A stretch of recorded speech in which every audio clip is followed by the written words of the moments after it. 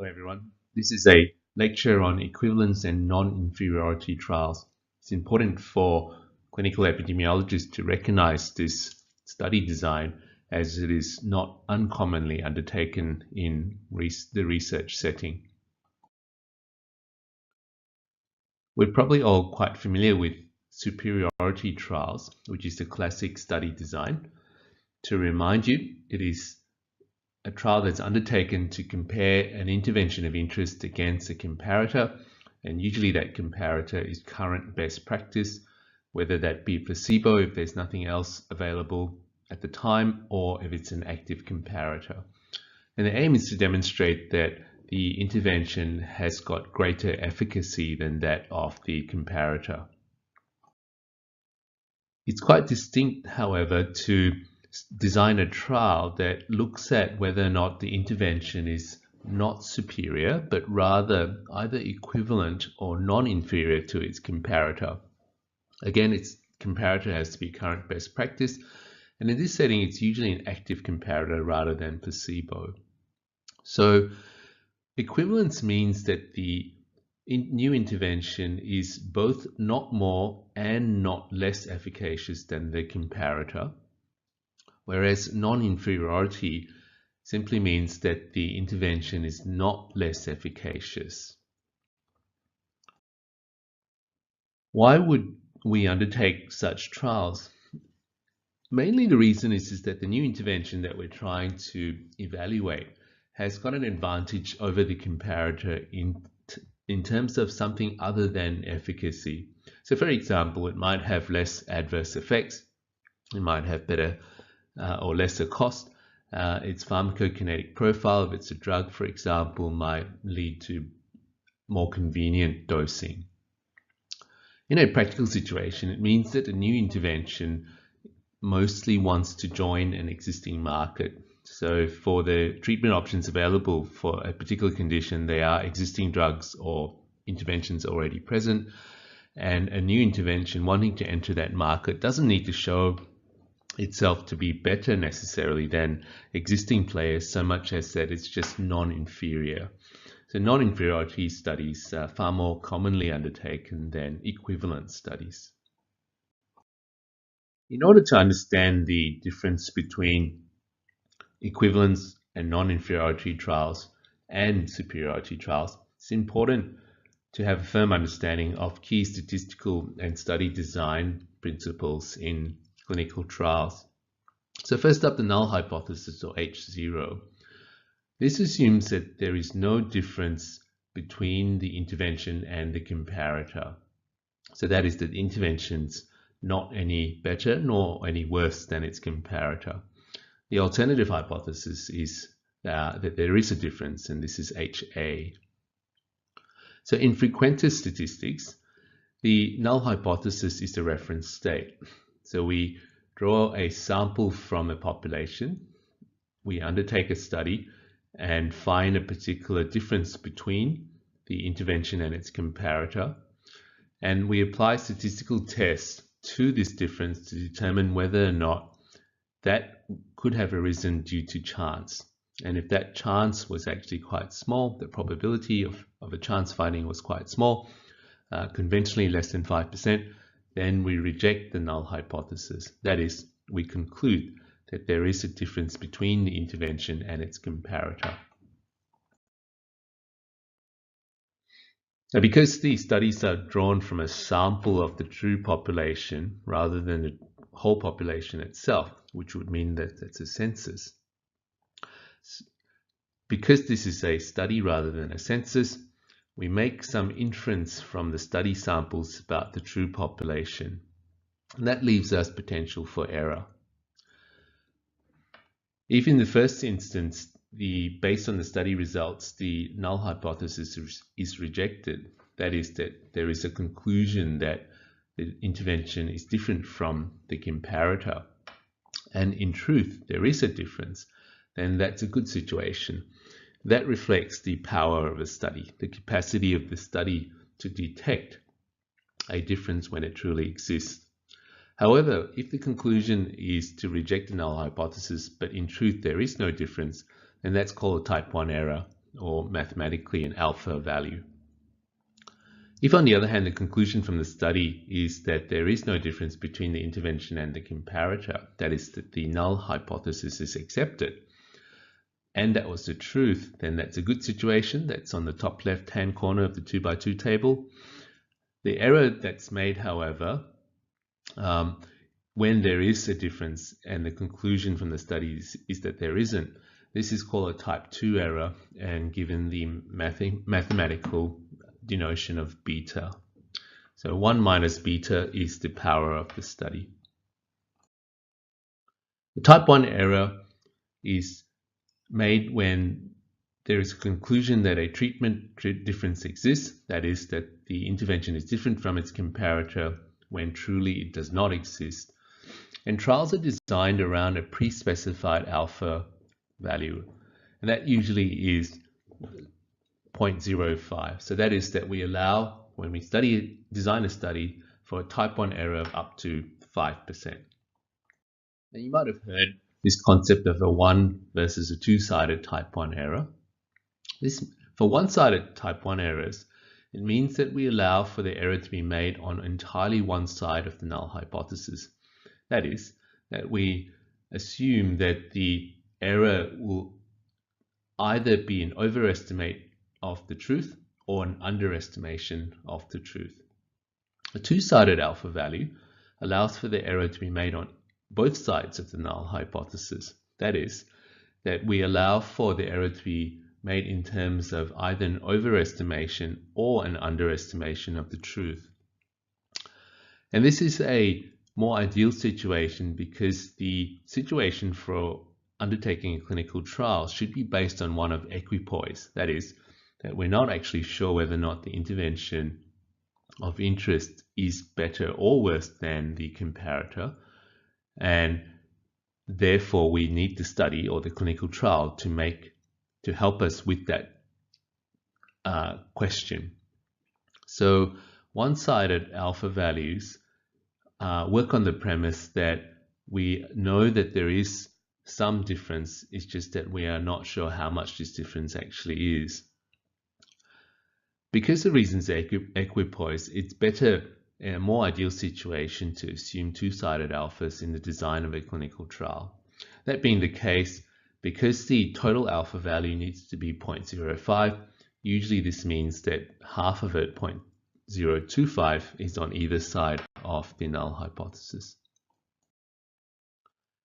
The type 2 error, to remind you, occurs when there is a conclusion made that no treatment difference exists when one truly does. And again, trials are designed around pre-specified beta values or type 2 errors. The convention is 0.2 or 0.1, which means that we allow for a type 2 error of up to 0.2, 20%, or 0.1, 10%. This means that the power of a study usually is designed to have 80% or 90% power. So the power is the capacity of a study to conclude correctly that a treatment difference actually exists. 80 or 90% power, however, is to detect a particular difference or minimum effect in this treatment difference. And this is called the minimal clinically important difference. The MCID, usually denoted by the delta symbol, is the lower limit of a clinically relevant difference and is determined through clinical knowledge or real-world knowledge, and at the end of the day is arbitrary. It needs to be set at some agreed pre-specified point. So for example, we might consider that the MCID for a trial that's looking at differences in systolic blood pressure between two interventions or an intervention and a placebo is 5 millimeters of mercury. So that is that anything less than 5 millimeters of mercury is not clinically significant.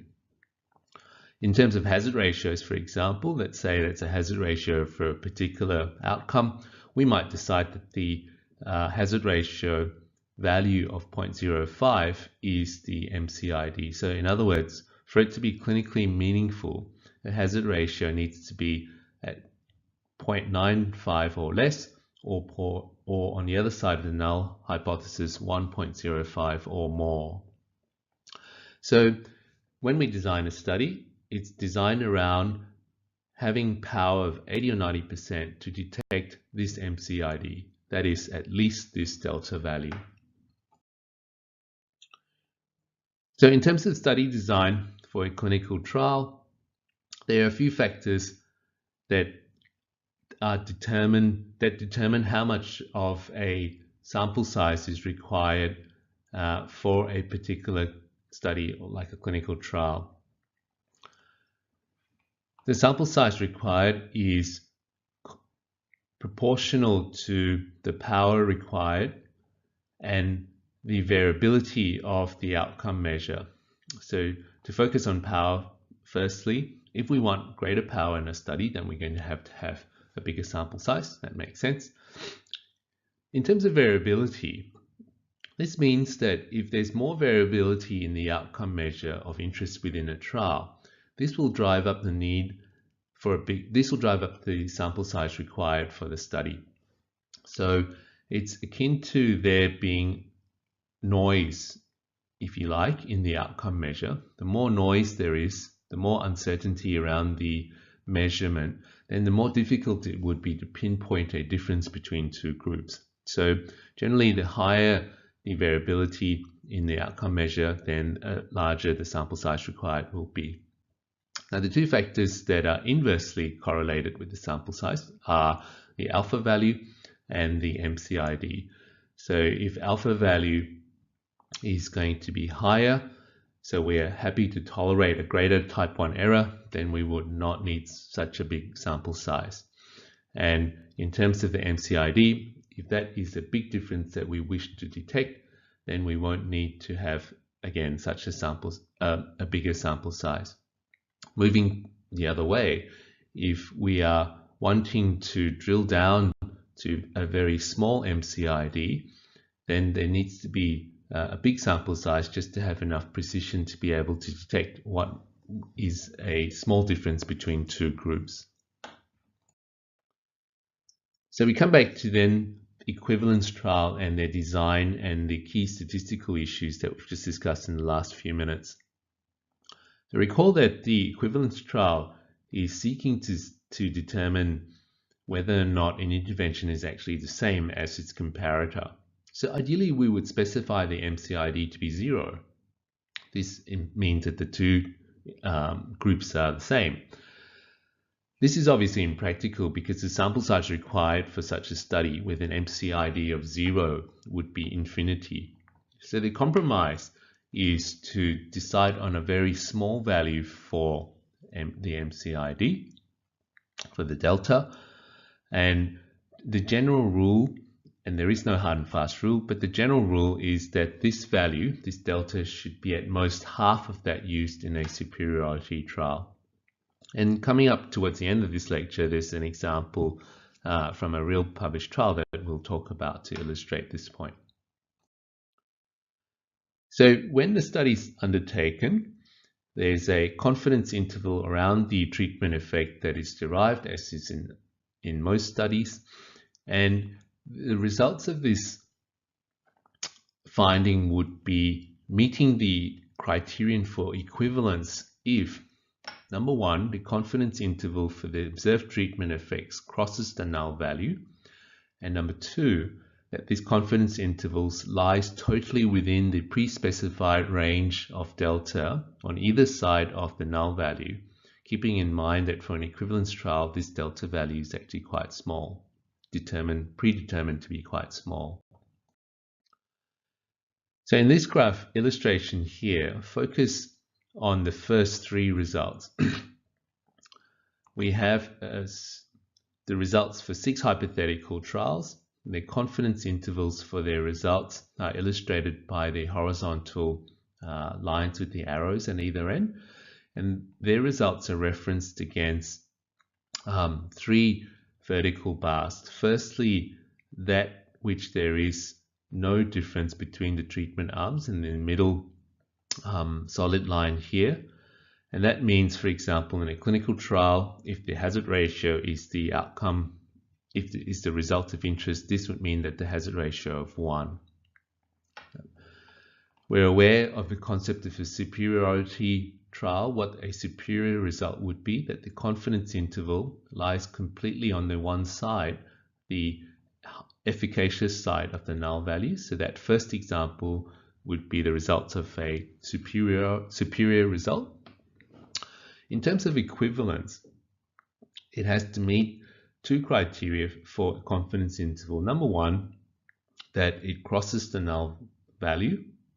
And number two, that confidence interval completely sits within the pre-specified range of the MCID on either side of the null value. So these two results in the second and the third result here would be equivalent results because they completely sit with the confidence interval sit within the pre-specified small margins of delta, and they cross the null value.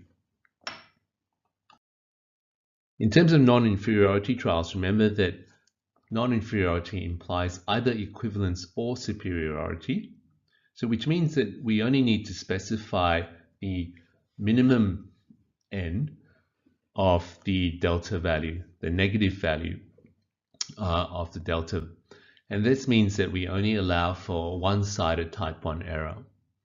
And non-inferiority criterion is met if the lower limit of the confidence interval for the treatment effect is above this pre-specified negative value for MCID. Going back to this previous graph, the first three results are all non-inferior because their confidence interval sits above the lower limit of the MCID. We've only specified one end of the MCID, and if the confidence interval sits entirely above it, then it would meet the criterion for non-inferiority, which, as mentioned, is either superiority or equivalence.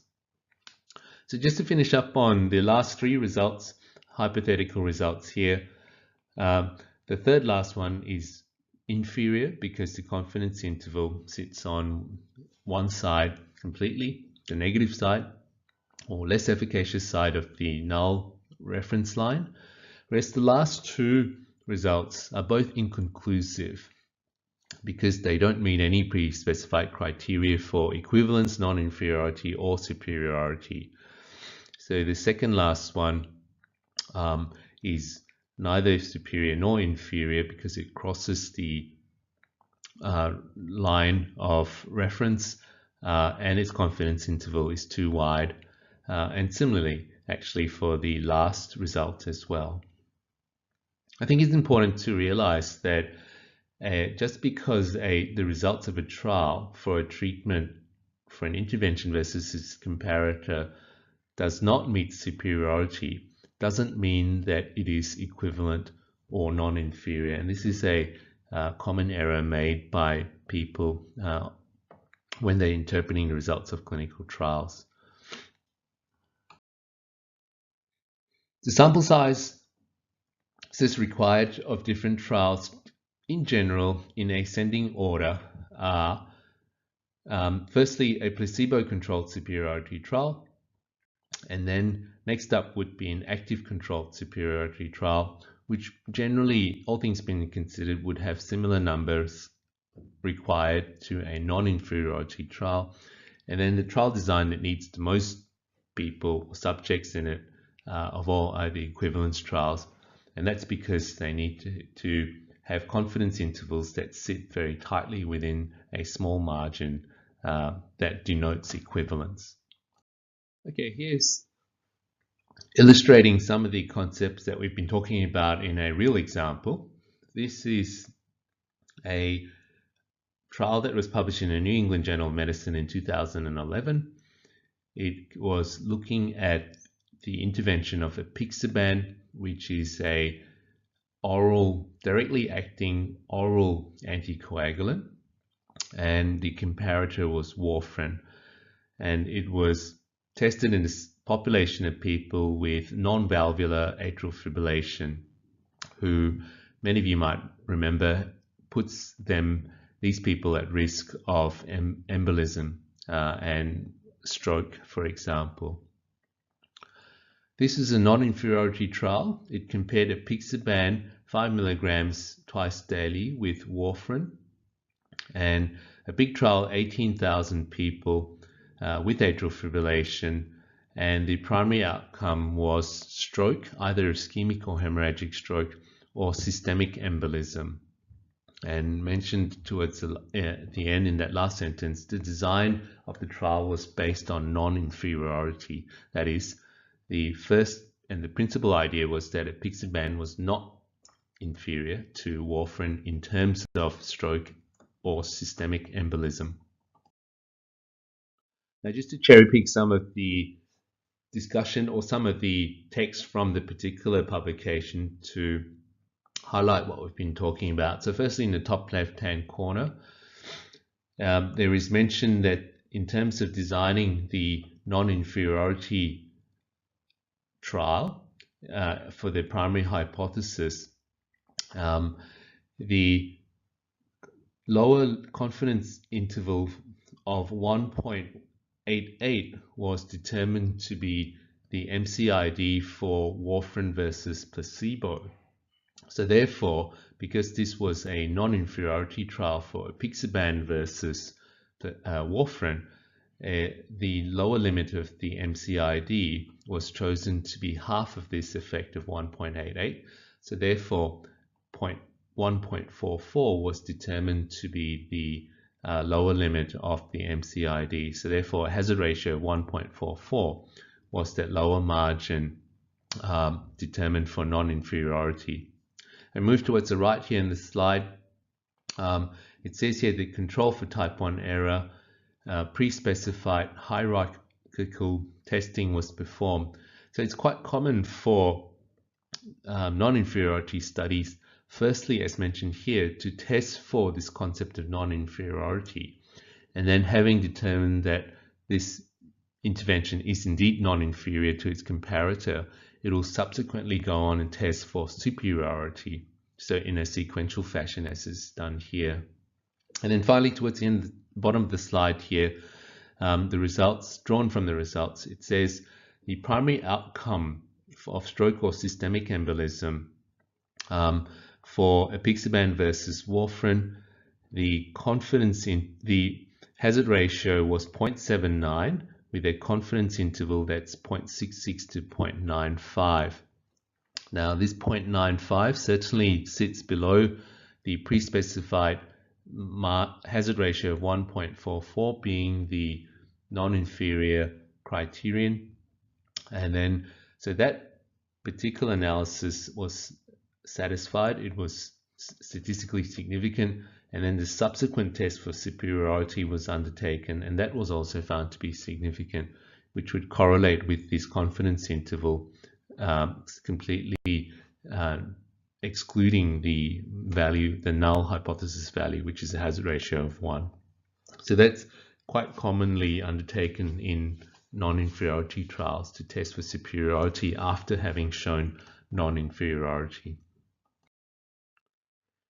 Just going to finish up on the issue of non-intention to treat analysis and how it's actually different in non-inferiority and equivalence trials. To remind everyone quickly that intention to treat analysis is undertaken because a lot of people cross over in a trial, and this leads to potential selection bias because the reason for people crossing over is often the same reason that will affect the outcomes. So intention to treat analysis reduces this selection bias by assuming that subjects in the trial remain in the group to which they are randomized regardless of whether or not they crossed over. Now, the side effect of ITT analysis is that it provides an underestimation of any true treatment effect. And the reason is that crossover, if it's significant, has introduced overlap in the treatment between the two groups, which subsequently ignored in the ITT analysis. In equivalence or non-inferiority trials, this ITT analysis of providing an underestimation of treatment effect is actually non-conservative, because we're trying to establish whether or not treatments are actually similar, then ITT analysis will bias towards this similarity.